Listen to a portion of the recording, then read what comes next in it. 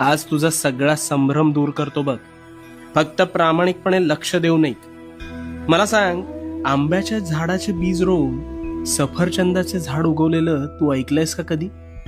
नाही ना.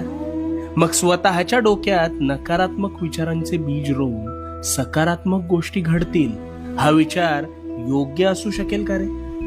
कदापि नाही. पण हेच घडतंय तुझ्या बाबतीत.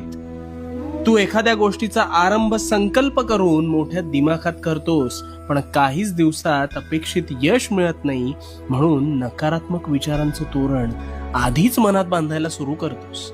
आणि मग गोष्टी मनासारख्या होत नाहीत, म्हणून कायम रडत बसतोस. नकारात्मक विचारांचं ग्रहण लागलंय रे तुला. तुझ्या विचारांच्या संभ्रमात तुझ्यावर नकारात्मक विचार हळूहळू तुझ्या नकळत आरूढ